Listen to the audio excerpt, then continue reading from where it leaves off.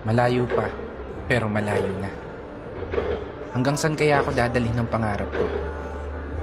Yan yung tanong na palaging tumatakbo sa isip ko. Na marahil, ganun din sa isip mo. Kasi kung titignan mo, kakaiba talaga yung ginagalawan nating mundo.